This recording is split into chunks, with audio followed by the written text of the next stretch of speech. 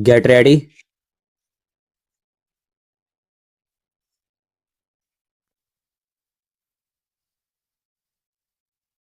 Start.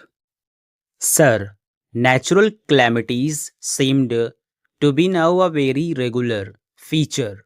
This year, there are several states which are seriously affected by drought. In some states, it is the second successive year of drought, and some other states, it is almost the third successive year. It means that large sums of money will have to be provided, and I trust the priorities will be respected. We cannot go on putting up with a situation in which hundreds of thousands of villages today are without drinking water. Where from any drinking water is to be provided is not even known. The state governments do not know what to do with it. It is not money alone that matters, though. Large sums of money will have to be provided to ensure that drinking water is made available to villages. The finance minister knows that farmers must be given remunerative prize. Mr. Finance Minister, I would request your attention to this particular point. You have said that by giving remunerative prizes to farmers in respect of sugar, you have seen the result immediately, and the manner in which the sugar cultivation improved has increased, and you have larger sugar production.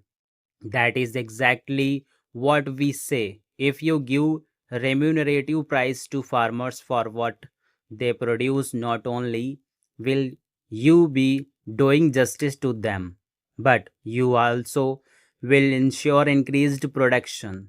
Productivity is one of your major, ought to be one of your major thrust bears. It is the one thing in which you are not being successful, whether it is on the agricultural front or on the industrial front.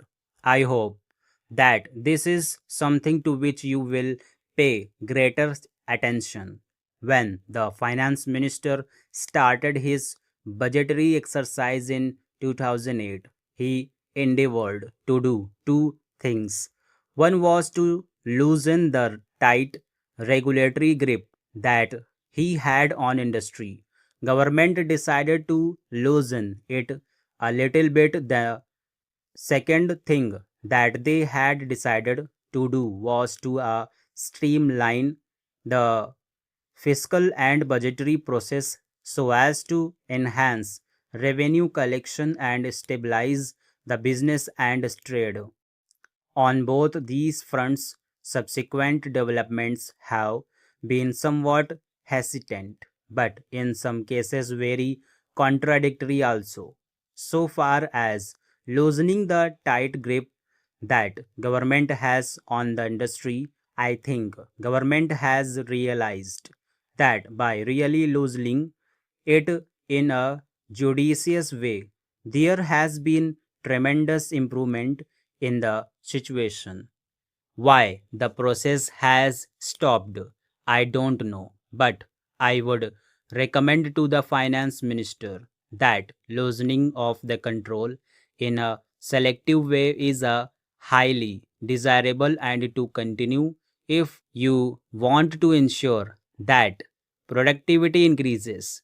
Productivity can only increase if there is less and less restrictions and fewer restrictions. Even more than that, please note that what is not yet changed is the delay that takes place in decision making. The delay in decision making has a disastrous effect in many ways. I would say that unless the finance minister, or rather the entire government, makes a decisive and determined effort in this direction, that they will find that many of their good policy decisions may also not produce the desired results. So far as streamlining of the fiscal and budgetary process is concerned, I have already said that the streamlining has been successful up to a point, but it is the budgetary process where the finance minister desired to have an open policy that have something in regard to say. He has been in fact along a budget every month in the sense that fiscal changes that are frequently being made, the way in which excise duties are being changed in a significant way give that impression. Some of the changes that are being made may have really disastrous effect on industry. We do not know the reasons as to why these changes are being made. Mr. Chairman, sir, the streamlining process in regard to taxation policy is good. I understand that the income tax bill is being revised. Considerable amount of work and time was devoted some time back also. There is a Choksi committee report which I hope you will look into while examining this matter. So I will not say much on that. There are two, three things which should be attended to. Look at the state of affairs in the construction industry. Why is the construction industry not flourishing as much as it should be at a time when there is tremendous housing shortage? It is entirely because of the way in which the Urban Ceiling Act is being operated. I think it is time that the government seriously re examine that act with a view not to defeat the main objective of the Urban Ceiling Act, but with a view ensuring that it is not become an throttle in the construction activity so as to become incapable of reducing the housing shortage, which is very serious.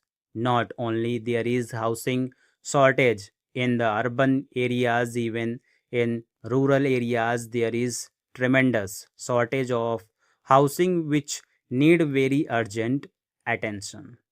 Stop.